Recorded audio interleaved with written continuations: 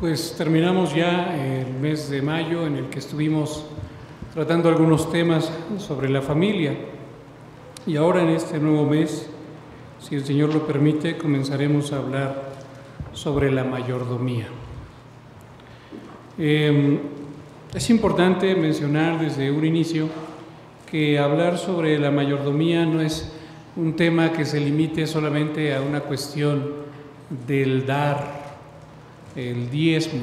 Por supuesto, la mayordomía incluye esa parte, pero no lo es todo.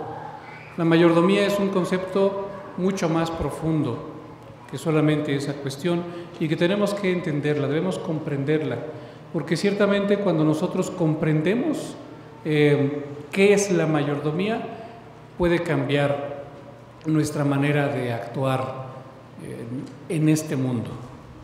Y es que así somos los seres humanos. Los seres humanos actuamos, lo que reflejamos, lo que hacemos, depende mucho de cómo nos vemos a nosotros mismos, de la percepción que tenemos acerca de nosotros mismos. Por ello es necesario estar revisando constantemente cómo es que nos vemos a nosotros mismos y revisarlo, por supuesto, a la luz de la palabra, para que en ese sentir podamos redefinir cuál es nuestro propósito en esta vida, en este mundo. Con eso tiene que ver la mayordomía. Para ilustrar un poco esto que estoy diciendo, pensemos en cómo se ve un niño, en un pequeño de unos 3 o 4 años de edad que ha crecido como hijo único. Tiene a sus padres y durante estos 3 o 4 años de su vida, él ha sido el centro de atención de sus padres. Él ha estado recibiendo todo su cariño, todos los cuidados de sus padres han caído sobre él y él está contento con eso. Pero después, de repente, sus padres se acercan a él con una gran noticia, diciéndole a este pequeño: oye, hijo, te tenemos una gran noticia. Y el niño, pues a lo mejor en su corazón espera un regalo, una sorpresa, que le tengan algo, un juguete o algo por el estilo. Y los padres le dicen: vas a tener un hermanito. Y entonces el niño, en lugar de que se ponga contento, en lugar de que se ponga feliz, a lo mejor le causa cierta alegría, pero de inmediato sucede algo en su mente, ¿no? Algo así como: llegará alguien para desplazarme, ¿no? De repente la vida de este pequeño cambia y entonces las atenciones comienzan a dirigirse un poco más hacia la mamá y cada vez más por el cuidado que se debe tener de ese pequeño que está en su vientre. Y probablemente desde ese momento este pequeño que hasta ahora había estado solo, como hijo único, pues comience ya a sentir algo. Todavía no conoce a su hermanito, pero ya siente algo, pues quizá no tan grato por él, ¿no? Después de 9 meses, el nuevo bebé nace y entonces este pequeño que ya tiene a su hermanito menor, pues se acerca a conocerlo, empieza a tener cierto acercamiento con el pequeño, pero de repente comienza a tener actitudes que son comunes, ¿no? En estos casos. Por ejemplo, el pequeño va a lavarse sus manitas, pero trae un poquito de agua en sus manos y llega a donde está el bebé y lo salpica de agua, ¿no? O en el momento que está solo con el bebé, agarra y le mete un pellizquito o le hace cosas así de ese tipo, ¿no? Y los papás no comprenden por qué es que este niño, su hijo, que hasta este momento se había portado relativamente bien, está comenzando a hacer este tipo de cosas. ¿Por qué es que actúa así? ¿Por qué es que comienza a tener ese tipo de actitudes?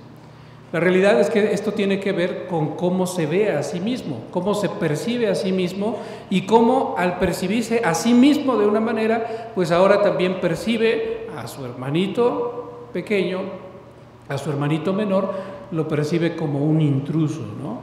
Como alguien que ha venido a desplazarlo. Y entonces lo que se ha generado en su corazón es cierta enemistad, cierto rencor hacia su hermanito mayor. Quizá no tan intensamente, pero hay algo de eso. Celos. Y en una ocasión los padres comienzan a platicar y dicen, ¿qué haremos? ¿Cómo podemos tratar este asunto? Y a uno de ellos se le ocurre hacer esta propuesta. Y se ponen de acuerdo en decirle a su hijo lo siguiente: mira, hijo, Dios nos ha traído una gran bendición a esta casa, pero también a tu hermanito Dios le ha dado una gran bendición, porque le ha dado 2 padres, que somos tu mamá y yo, quienes le estaremos cuidando, quienes le estaremos proveyendo de todo lo necesario, quienes le estaremos sustentando. Pero Dios le ha dado otra bendición más, y esa bendición eres tú. Dios le ha dado a este pequeñito que acaba de llegar a nuestro hogar, a tu hermanito, le ha dado un hermano mayor, y ese eres tú. Y tú, nosotros nos vamos a encargar de algunas cosas, pero tú vas a ser su hermano mayor, tú serás el que se encargue de enseñarle muchas cosas que él no sabe todavía. Como tú lo puedes ver, pues es indefenso, es completamente dependiente de nosotros, no sabe comer, no sabe atarse las agujetas de sus zapatos, no sabe andar en el triciclo, y todas esas cosas tú, como su hermano mayor, se las vas a poder enseñar. Y entonces algo cambia en el corazón del hermano mayor, porque ahora se puede ver de manera diferente, se puede ver a sí mismo de manera diferente y dice, Dios me ha puesto aquí en esta familia con un propósito, para que yo cuide de mi hermanito. Y entonces, al haber cambiado esa perspectiva, al haber cambiado esa manera de verse a sí mismo, no solamente cambia la manera de verse, sino también cambia la manera en la que él comienza a actuar para con su hermanito. Porque entonces ahora, en lugar de ir y echarle un poquito de agua, o en lugar de ir y meterle un pellizquito, pues ahora comienza a cuidar de su hermanito, porque ha entendido o ha tenido una nueva perspectiva acerca de su función en la familia, y está contento con eso y está dispuesto a cumplir con la función que él ahora entiende por medio de sus padres que Dios le ha dado en la familia. Cuando hablamos de mayordomía, hablamos necesariamente de un cambio de perspectiva, de mirar las cosas como Dios las ve. Si nosotros aprendemos a mirar las cosas como Dios las ve, si nosotros aprendemos a mirarnos a nosotros mismos como Dios nos ve, como Él nos creó originalmente, entonces podremos también actuar en consecuencia de manera diferente. ¿Cómo entender estas cosas? Tenemos que acudir necesariamente a donde comienza todo, a donde comienza el hombre, no solamente a donde comienzan todas las cosas, toda la creación, sino especialmente a estudiar dónde comienza el ser humano. Porque cuando conozcamos, cuando estudiemos dónde comienza el ser humano y cuál es la intención con la que Dios crea al ser humano, entonces comprenderemos lo que es la mayordomía. Estoy en Génesis capítulo 1. Hemos visto ya y conocemos, si no perfectamente bien, más o menos bien, el orden de la creación. Día tras día Dios va pronunciando algo que debe crearse, algo que debe hacerse, y las cosas son hechas. Dios va creando y ordenando las cosas. Solamente así las enuncia y son creadas. Pero en el versículo 26, cuando el redactor llega a este punto, se detiene un poco y narra de manera diferente y de manera especial la creación del hombre. ¿En qué podemos ver que es una manera diferente y una manera especial? Noten lo que dice el versículo 26, el versículo 27 y el versículo 28. Esta división, así como está el relato dividido en la versión 1960, por versículos nos va a servir mucho.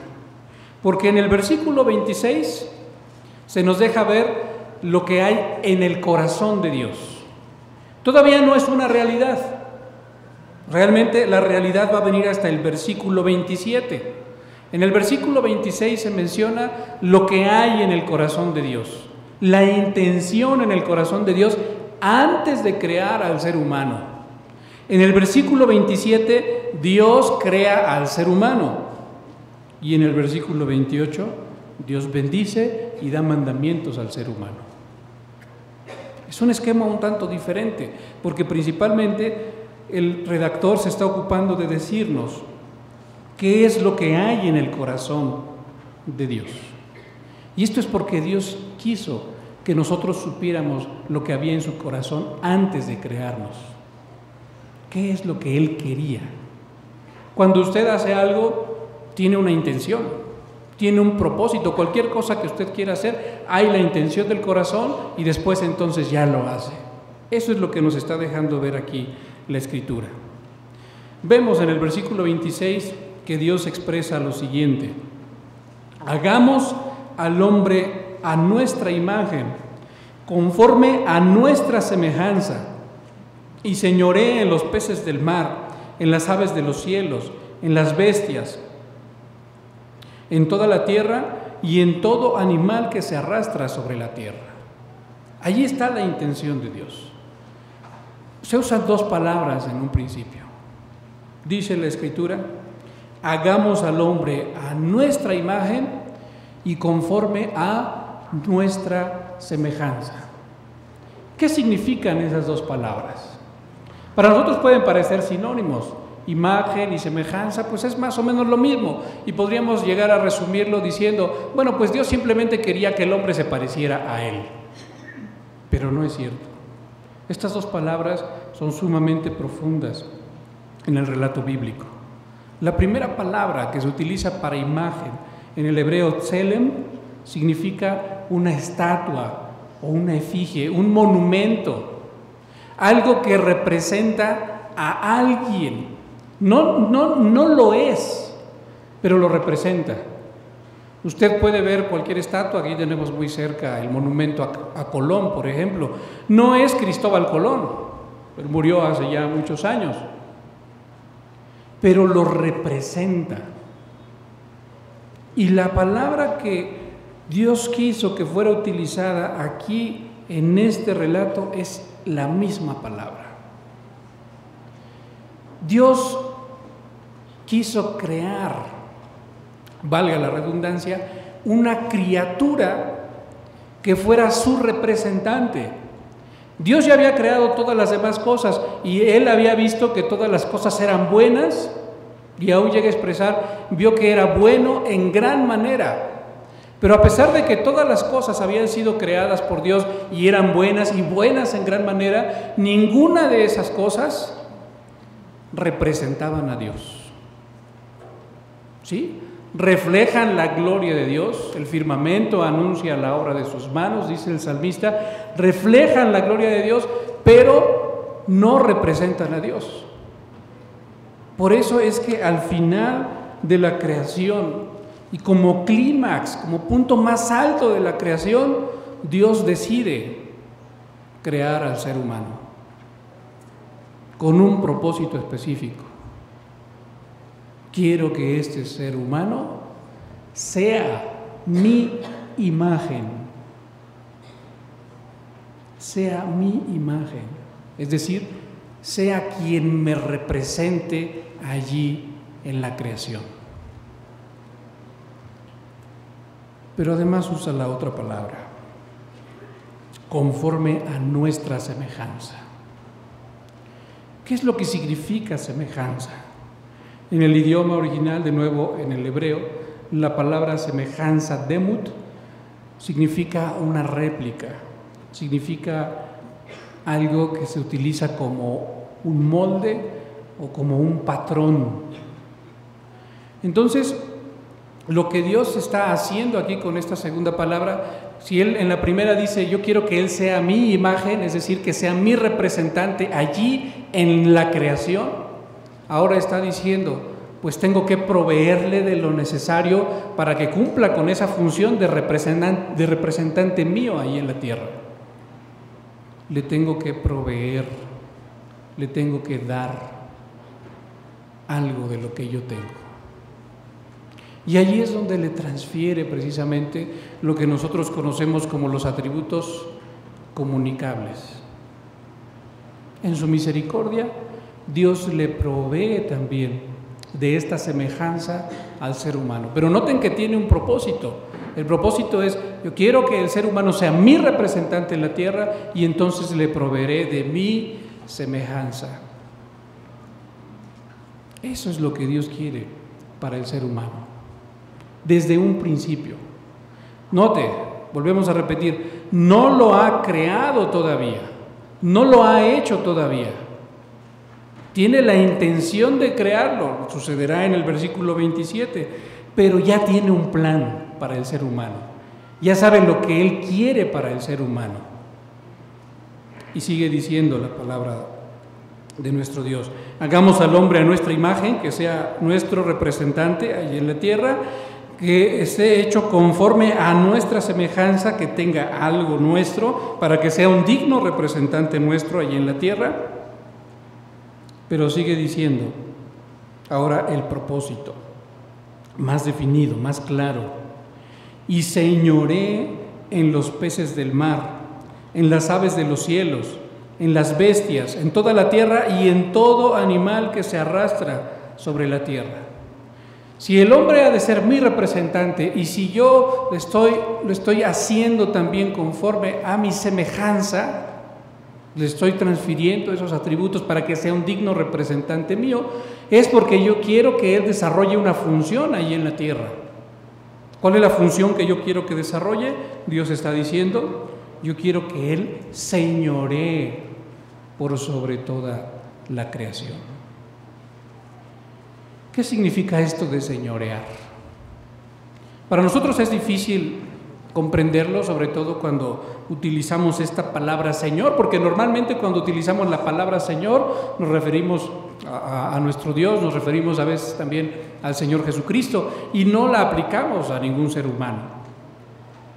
Pero la realidad es que en el principio, cuando Dios creó al hombre, lo creó para que fuera Señor sobre la creación. Que todas las demás cosas que Dios había creado previamente estuvieran bajo los pies del ser humano. El Salmo 8 lo expresa de una manera preciosa. Y para no entrar en confusión, note cómo la gloria sigue siendo para Dios, pero el salmista también dice la posición o la función, mejor dicho, que Dios le ha dado al ser humano en la tierra. Voy a leer todo el Salmo 8, si usted quiere acompañarme y leerlo con su vista, le invito a hacerlo. Dice la palabra del Señor de esta manera: Oh Jehová, Señor nuestro, cuán glorioso es tu nombre en toda la tierra. Has puesto tu gloria sobre los cielos.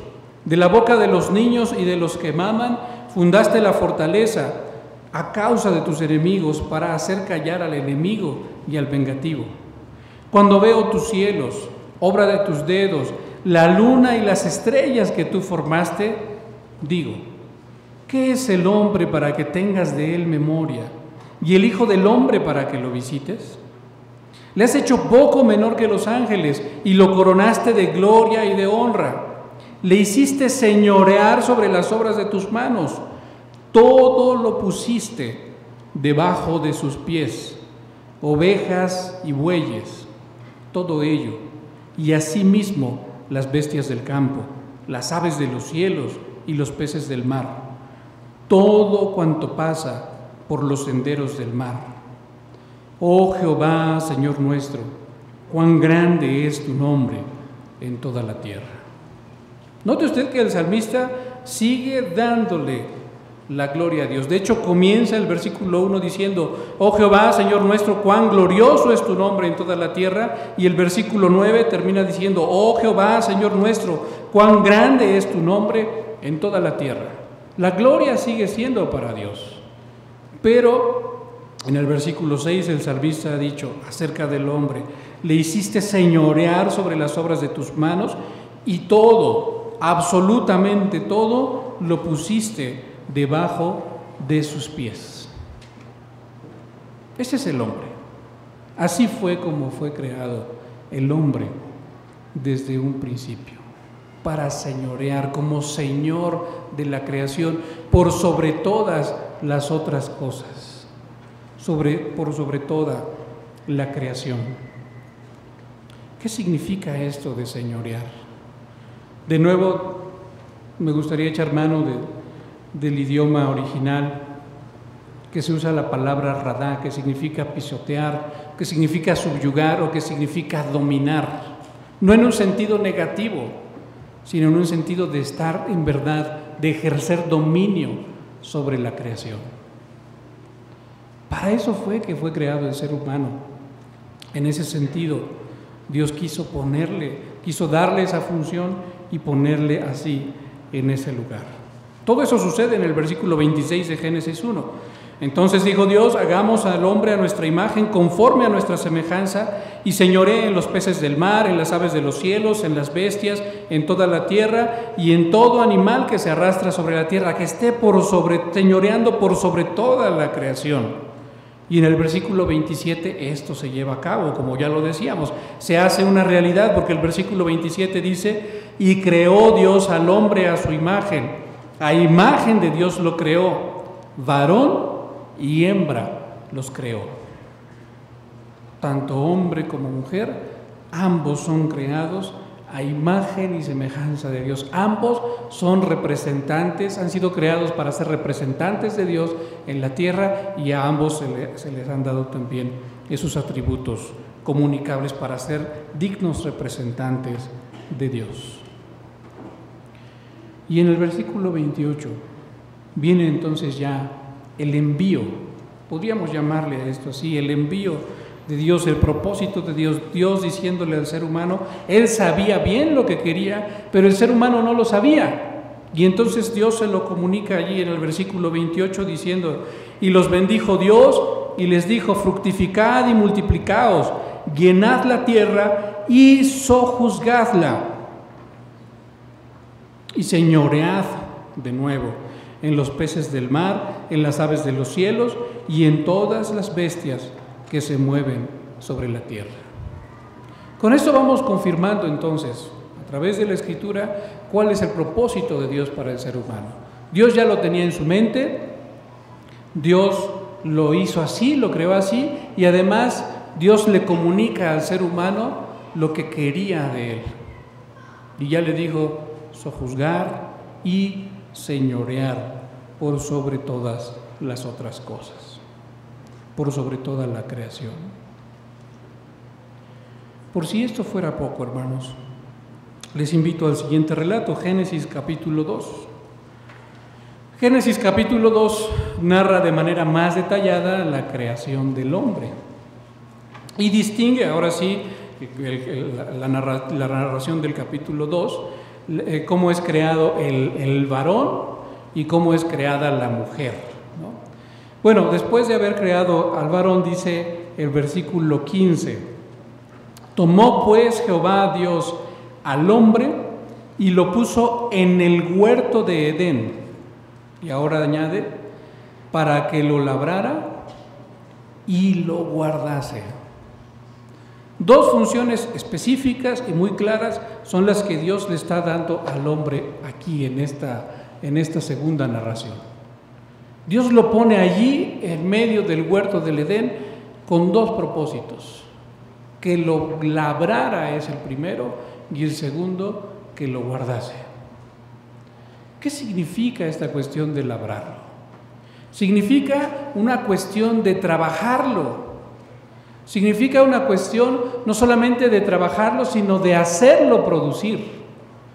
De no que las cosas queden como están, como se acuerdan de aquella parábola de los 10 talentos, de aquel hombre que le es dado aquel talento, y en lugar de hacerlo producir, en lugar de entregarle algo más a su señor, fue y lo enterró y lo escondió, y cuando su señor regresa simplemente le dice: Señor, yo sabía que eres un hombre duro, y entonces yo tuve mucho miedo, y lo que tú me diste lo tomé y lo escondí, aquí tienes lo que es tuyo. ¿Y qué es lo que le responde el Señor? Siervo malo y negligente, si sabías que yo era ese tipo de señor que tú estás escribiendo, ¿Por qué no hiciste algo para producir y para entregarme algo más? ¿Por qué simplemente lo escondiste para regresarme lo mismo, exactamente lo mismo que yo te había dado? ¿Fue un buen mayordomo? La verdad es que no. Porque lo que estamos viendo ahora en Génesis capítulo 2, versículo 15, es que el propósito de Dios para el ser humano sí es la imagen de Dios, es su representante, sí, Dios le ha transferido esos atributos, los atributos comunicables, Dios le ha puesto por sobre toda la creación, pero no para que las cosas queden así, sino para que el ser humano, con esa imagen de Dios que tiene, con esos atributos que Dios le ha provisto, ahora pueda también trabajar la tierra de tal manera que pueda entregarle más a su Señor, más de lo que ha recibido. Esa es la mayordomía realmente. Por eso es que un documento lo dice de la siguiente manera, cuando se refiere a Génesis 2:15, le llama el mandato cultural. Y dice de la siguiente manera: el mandato cultural nos llama a usar todos nuestros recursos para expresar su imagen y su semejanza en la tierra. El cumplir este mandato requiere de nosotros que descubramos la verdad a través de las ciencias, que apliquemos la verdad por medio de la tecnología, que interpretemos la verdad a través de las artes y las letras, que implementemos la verdad a través del comercio y la acción social, que transmitamos la verdad por medio de la educación y las artes, y que preservemos la verdad a través del gobierno y de la ley. ¿Nota usted cómo la mayordomía es mucho más allá, va mucho más allá que solamente una cuestión de dar, de ofrendar, de diezmar? La incluye, pero es mucho más amplia, porque el ser humano ha sido puesto por sobre la creación para labrarla, para producir algo más, no para que las cosas estén y permanezcan en el mismo estado, sino para poder entregar algo mejor a su Señor. Cuando vemos la vida desde esa perspectiva, entonces comienza a cambiar nuestra manera de vivir, o debería. Porque entonces un joven que está buscando qué estudiar, o un adulto ya profesionista al que se le acaban de abrir las puertas para trabajar en una empresa, no va a buscar, pues ya encontré un buen empleo, un buen trabajo, donde voy a pasar aquí toda mi vida, voy a tener un salario estable, voy a comprar mi casa, voy a comprar mi coche, voy a tener bien a mi familia, y algún día me voy a jubilar. ¿Y qué piensas hacer en ese lugar en donde Dios te puso? Pues ganar bien, procurar que no me corran, que no me despidan, para poder seguir teniendo ese salario. Y entonces, ¿qué hay con el propósito de Dios para el ser humano? Entonces, ¿qué hay con lo que Dios, la intención en el corazón de Dios para el ser humano desde un principio? ¿No la estamos tomando en cuenta? Si nos volvemos a la palabra, si tomamos esto en serio, entonces nuestra manera de pasar por este mundo ya no será una manera de simplemente pasar por este mundo, sino de estar en este mundo y hacer lo que Dios nos ha llamado a hacer. Si Dios te ha llamado a ser un abogado, a ser el mejor abogado que puedas ser para la gloria de Dios. Si Dios te ha llamado a ser gerente de una empresa, a hacer de esa empresa la mejor empresa en su ramo para la gloria de Dios. Porque en todas esas cosas, cuando tu empresa sea una mejor empresa, entonces podrás estar trabajando en este mundo donde Dios te puso, podrás estar labrando esta tierra donde Dios te puso, y cuando tu Señor venga podrás entregarle y decirle: Señor, aquí está, trabajé lo que tú me diste y te estoy entregando algo más. Esa es la verdadera mayordomía. Eso es lo que implica el conocer el propósito de Dios para el ser humano y el vivir así en consecuencia. Uno de nuestros jóvenes que está en este momento aquí entre nosotros, hace año y medio, un año me parece, platicaba conmigo y me decía: hermano pastor, tengo la oportunidad de practicar un deporte, el taekwondo me parece. Y me decía: ¿eso está bien? ¿Puedo realmente servir a Dios a través de ese deporte? ¿O tendría yo que dejarlo, salirme y buscar otra manera de servir a Dios? Quizá, no sé, eso no me lo comentó el hermano, pero yo lo supuse y dije, bueno, quizá esté pensando en entrar al seminario o algún tipo de carrera, ¿no?, que está como más relacionada con el servir a Dios. Mi respuesta fue para este joven: no tienes que dejarlo, ni tienes que salirte. Tienes que llegar a ser el mejor en tu disciplina, y en todas las cosas que tú hagas, siempre darle la gloria a Dios. Este joven hace 8 días me daba la noticia acerca de que ya dentro de 8 días es la Olimpiada Nacional y él está ahí. Dentro de 8 días será esa Olimpiada y nuestro hermano estará participando en la Olimpiada Nacional. Y en todas las cosas, él está buscando ser el mejor y glorificar a Dios allí. Cuando el Señor venga, ¿qué le vas a entregar? ¿Qué ha puesto Él en tus manos? ¿Le vas a entregar lo mismo que Él puso?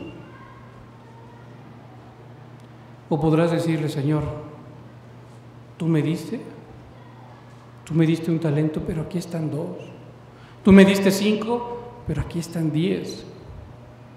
Eso es la mayordomía, que tú puedas hacer un buen uso de lo que Dios ha puesto en tus manos. Otro documento resume de esta manera lo que es la mayordomía. La mayordomía cristiana, dice, es la actividad libre y gozosa de los hijos de Dios y de la familia de Dios, de la iglesia, a través de la cual se administra toda la vida y todos los recursos de la vida según la voluntad de Dios.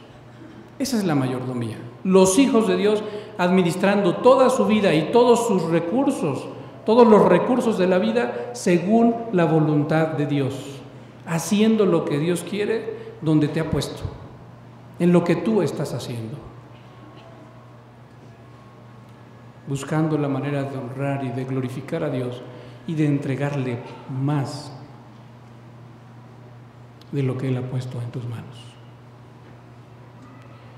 Tenemos un problema con esta cuestión de la mayordomía, y es la caída. Con la caída sabemos, lo entendemos perfectamente bien, que la imagen de Dios en el hombre, por supuesto, no se pierde, pero es distorsionada. Y por supuesto, el hombre ya no busca vivir para la gloria de Dios, busca vivir para su propia gloria. Entonces, ¿cómo es que el hombre puede de nuevo encontrar el verdadero sentido para su vida y ser un buen mayordomo? A través de Jesucristo. Si en la creación Dios le dio al hombre el propósito para su vida, en la recreación en Jesucristo, en esa nueva criatura en Jesucristo, es ahora que podemos encontrar el verdadero propósito de Dios para nuestra vida. A través de los siguientes mensajes, hermanos, en los próximos domingos, trataremos algunos aspectos más de la mayordomía, especialmente 3. La mayordomía abarca muchos más, pero vamos a tomar 3 que son de los más comunes y en los cuales nos vamos a concentrar. El primero de ellos que vamos a tratar, si Dios lo permite, el próximo domingo, es el uso de nuestro tiempo. Es un recurso también que Dios nos ha dado. ¿Cómo podemos hacer buen uso de él? ¿Cómo es que el Señor Jesucristo hacía uso de ese tiempo? El segundo de ellos son nuestros talentos.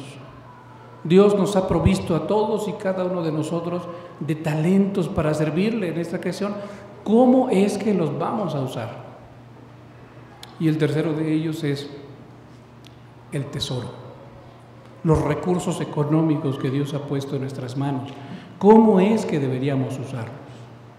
Así, con esas tres palabras podemos recordarlo muy fácilmente: tiempo, talentos y tesoro, en lo que nos vamos a enfocar en las próximas semanas para tratar de comprender cómo Dios quiere que utilicemos esos tres recursos.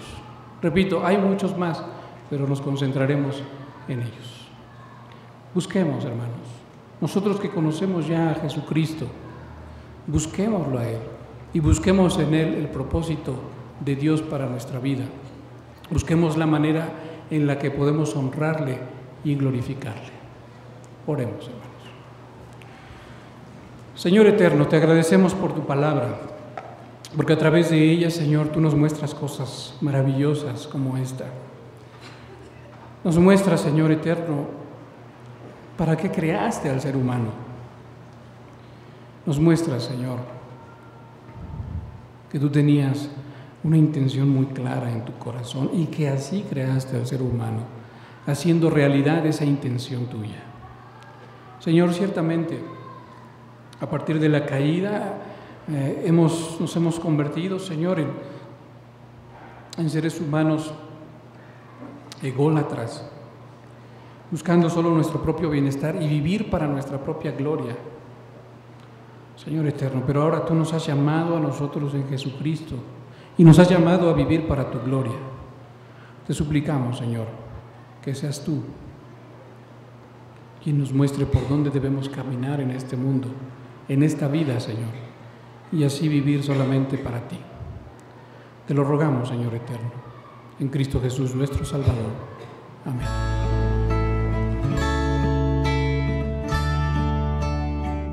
Iglesia Nacional Presbiteriana Príncipe de Paz, ubicada en Humboldt número 50, Colonia Centro, México DF. Si desea mayor información, puede comunicarse al 5518-6114 y 5518-5900 o en la página de internet www.inp-príncipedepazcentro.org. Recuerde que esta puede ser su iglesia.